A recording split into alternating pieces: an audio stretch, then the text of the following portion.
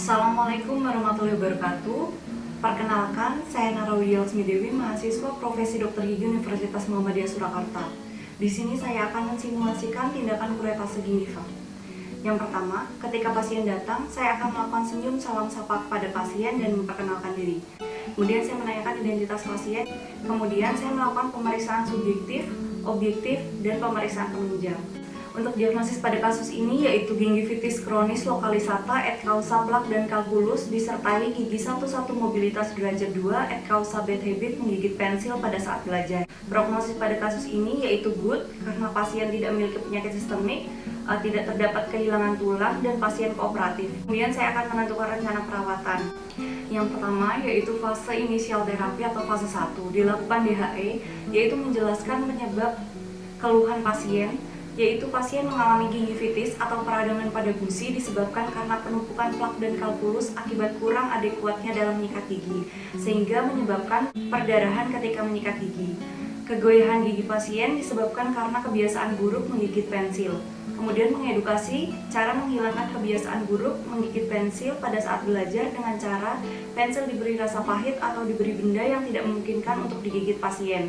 Kemudian memberikan edukasi tentang waktu dan cara menyikat gigi yang tepat. Kemudian melakukan scaling root planning menggunakan scaler USS atau ultrasonic scaler dengan tip supragingiva dan subgingiva untuk membersihkan karang gigi. Kemudian dilakukan splinting sementara atau fiksasi gigi yang mengalami kegoyahan, yaitu gigi 1-1 dan beberapa gigi tetangganya sebagai abutmen menggunakan resin komposit. Kemudian melakukan pengecekan traumatik oklusi. Apabila terdapat traumatik oklusi, dapat dilakukan occlusal adjustment dengan selective grinding pada gigi 1-1, 4-1, dan 4-2. Kemudian apabila tidak ada traumatik oklusi, dapat diedukasi menghilangkan kebiasaan buruk pasien tersebut. Kemudian dilakukan evaluasi selama 1 minggu. Kemudian dilanjutkan dengan fase keempat yaitu maintenance atau pemeliharaan. Dilakukan pengecekan OHI, kemudian pengecekan kegoyahan gigi, pengecekan kedalaman poket. Bila masih terdapat poket yang dalam, maka dilanjutkan dengan fase bedah yaitu kuretase. Pada kasus ini, kedalaman poket pasien masih dalam. Kemudian dilanjutkan dengan fase 2 atau fase bedah. Dilakukan kuretase gingiva untuk menghilangkan jaringan granulasi pada gingiva dan dilakukan evaluasi selama 1 minggu. Kemudian dilakukan fase 4 yaitu maintenance atau pemeliharaan. Dilakukan DHE, menjelaskan kembali tentang etiologi keluhan pasien, kemudian mengedukasi cara menghilangkan kebiasaan buruk pasien. Kemudian diedukasi juga cara dan waktu tentang menyikat gigi yang baik dan benar. Kemudian kontrol setelah perawatan kuretase.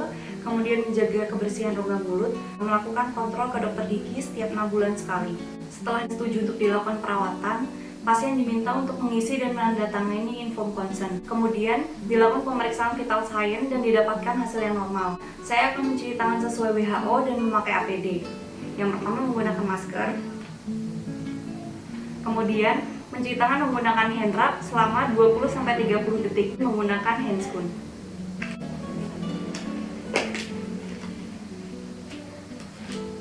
Kemudian saya akan mempersiapkan alat dan bahan yang akan digunakan.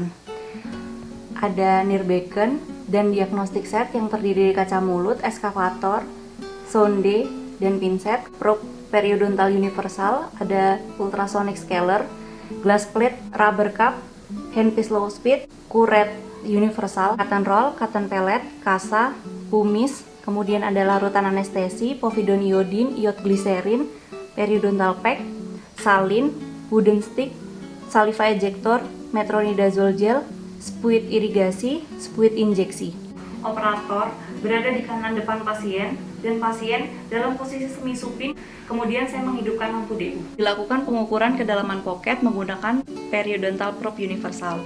Probe dimasukkan ke dalam poket dengan cara memegangnya pen grass modifikasi finger rest. Kemudian pengukurannya dari dasar poket ke margin gingiva. Poket ditelusuri mengelilingi gigi dan catat poket terdalam.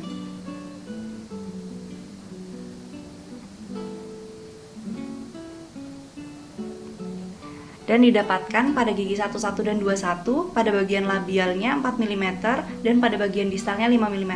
Melakukan asepsis pada daerah yang akan dilakukan anestesi menggunakan povidone iodine. Lakukan anestesi infiltrasi menggunakan spuit injeksi yang telah diisi larutan anestesi. Dilakukan anestesi sebanyak 0,5 ml dengan bevel menghadap tulang pada mucobukal fold.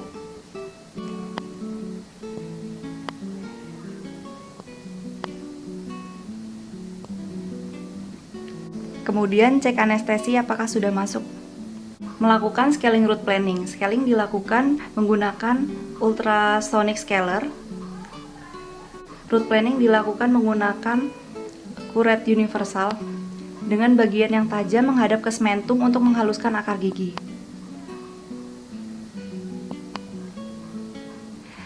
Kemudian dilakukan polishing menggunakan rubber cup dan handpiece low speed. Melakukan kuretase menggunakan kuret universal atau dapat juga menggunakan kuret Gracey nomor 1, 2, dan 3, 4 untuk gigi anterior. Memegang kuret dengan pen grace modifikasi finger rest dan fiksasi pada bagian bukal jaringan lunaknya menggunakan tangan operator. Cutting edge menghadap ke gingiva atau jaringan lunak untuk menghilangkan jaringan granulasi. Kuret dimasukkan ke bagian terdalam pocket dengan gerakan horizontal stroke.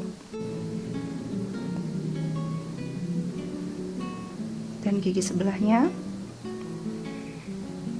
Gerakan ini dilakukan berulang-ulang sampai adanya darah segar yang keluar dan jaringan granulasi sudah terambil seluruhnya. Dinding jaringan lunaknya halus. Kontrol perdarahan dengan menekan luka menggunakan kasa. Ditekankan pada daerah operasi selama 2-3 menit agar terjadi pembekuan darah atau hemostasis. Lakukan irigasi menggunakan salin pada daerah operasi sambil disuction. Keringkan daerah kerja. Isolasi menggunakan cotton roll. Aplikasi metronidazole gel ke dalam sulcus gingiva pada gigi yang dioperasi.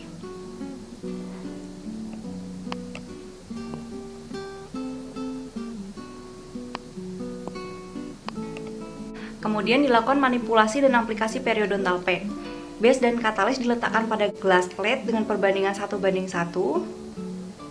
Kemudian dilakukan pengadukan dengan cara memutar menggunakan stik kayu sampai homogen. Spoon operator diolesi dengan iod gliserin.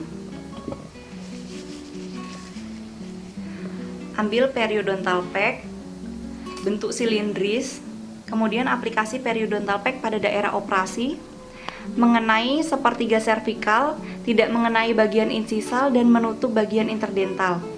Tutup bagian bibir dan masase agar terbentuk relief mukosa yang baik.